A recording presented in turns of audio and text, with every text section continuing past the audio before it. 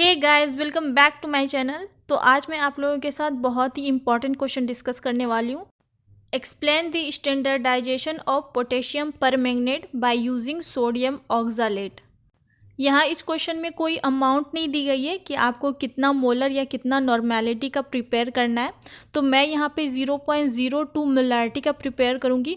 अगर क्वेश्चन में कोई चेंजेस आ जाए कि आपको 0.1 या फिर 0.05 मोलैरिटी की बनानी है, तो मैं यहाँ साथ में बताते जाऊँगी कि कहाँ पे आपको बस चेंज करना है, क्योंकि सिर्फ एक जगह चेंज करना होता है कैलकुलेशन में, उसके बाद सारा प्रोसीजर सेम होता है।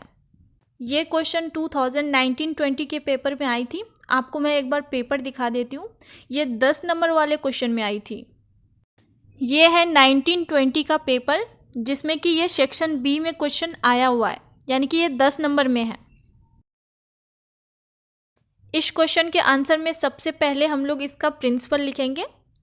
Standardisation of potassium permanganate against sodium oxalate follows oxidation reduction reaction in which KMnO4 is the oxidizing agent whereas sodium oxalate is the reducing agent।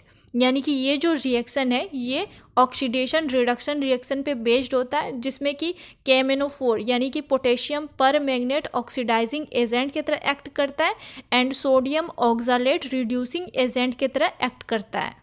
Potassium permanganate एक सेकेंडरी स्टैंडर्ड होता है, इसीलिए standardisation में हम लोग primary standard का use करते हैं।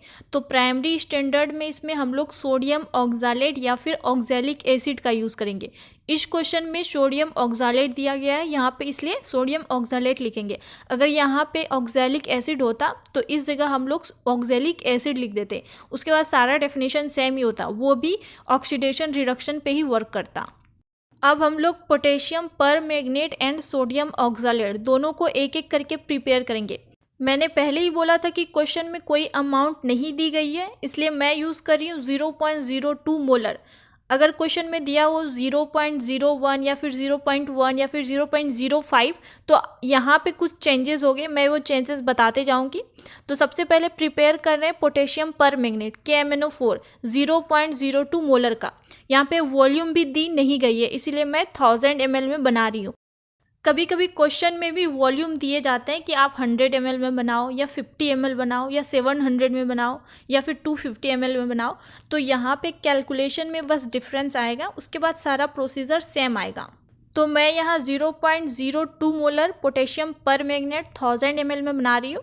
तो हम लोग यहाँ पोटेशियम परमैंगनेट बना रहे हैं, यानी कि उसका सबसे पहले वेट कैलकुलेट करेंगे। वेट कैलकुलेट करने के लिए ये फॉर्मूला हमें याद रखने पड़ते हैं। W equals to molarity into molecular weight into volume upon 1000।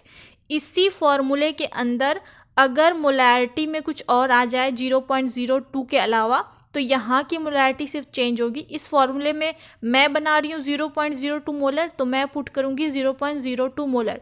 अगर क्वेश्चन में 0.1, 0.05, 0.5 कुछ भी आ जाए, तो यहाँ की मोलैरिटी में सिर्फ उसको पुट कर देना है, उस मोलैरिटी को जो क्वेश्चन में आए।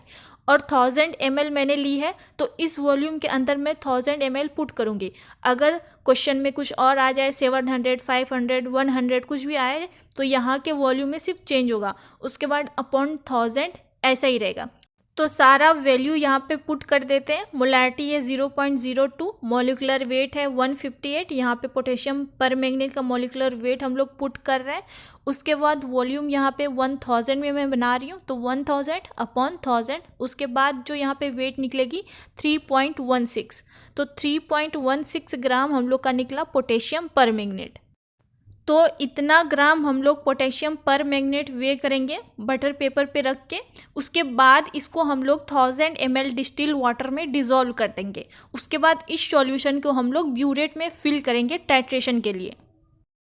अब हम लोग सोडियम ऑक्सालेट का प्रिपरेशन करेंगे, जिससे हम लोगों को पोटेशियम परमैंगनेट का स्टैंडर्डाइजेशन करना है। ये भी हम लोग 0.02 मोलर का प्रिपेयर कर रहे हैं एंड 1000 ml में इसको भी प्रिपेयर करेंगे। तो वही फॉर्मूला यूज़ करेंगे, W equals to molarity into molecular weight into volume upon 1000।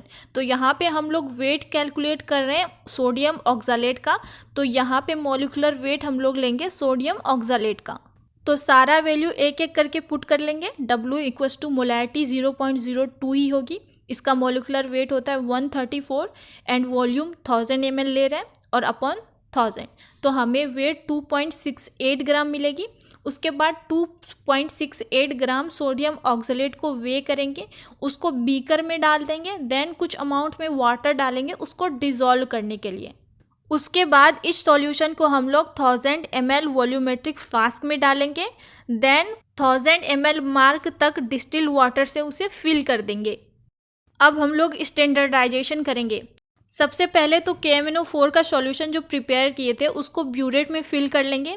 उसके बाद हम लोग जो वॉल्यूमेट्रिक में सोडियम ऑक्सलेट का सॉल्यूशन प्रिपेयर किए थे उसका 10 ml लेंगे, उसको कोनिकल फ्लास्क में डालेंगे। उसके बाद उसमें 5 ml कंसनट्रेटेड H2SO4 डालेंगे, देन इस सॉल्यूशन को 70 डिग्री सेल्सियस तक वार्म करेंगे। उसके बाद हम लोग इस वार्म सॉल्यूशन के साथ ही टाइट्रेशन स्टार्ट करेंगे। यहाँ पे KMnO4 सेल्फ इंडिकेटर की तरह एक्ट करेगा, यानी फिर हमें एक्स्ट्रा इंडिकेटर डालने की ज़रूरत नहीं है। उसके बाद टाइट्रेशन हम लोग तब तक करेंगे जब तक हमें लाइट पिंक ना मिल जाए। कोनिकल फ्लास्क में लाइट पिंक शो होने पे हम लोग टाइट्रेशन बंद कर देंगे। उसके बाद हम लोग यहाँ रीडिंग नोट करेंगे। उसके बाद कैलकुलेशन में हमें ये फॉर्मूला लिखना है M1B1 = M2V2। यहाँ हमें M1 कैलकुलेट करना है, V1 होती है ब्यूरेट रीडिंग, M2 होगी सोडियम ऑक्सलेट की मोलैरिटी जो हम लोगों ने प्रिपेयर किया था, एंड V2 होगी यहाँ पे सोडियम ऑक्सलेट का वह वॉल्यूम जो हम लोगों ने लिया था, यानी कि कोनिकल फ्लास्क में जो वॉल्यूम सोडियम ऑक्सलेट का लिए थे वो होगी, यानी कि 10 ml हम लोग लिए थे। अगर इस क्वेश्चन में अगर यहाँ मोलैरिटी के जगह अगर नॉर्मेलिटी प्रिपेयर करने को होती, यानी कि जैसे 0.1 0.2 इस नॉर्मेलिटी की अगर बोलता क्वेश्चन में कि प्रिपेयर कीजिए, तो यहाँ पे कैलकुलेशन में हम लोग M1V1 के जगह N1V1 = N2V2 लिखते हैं।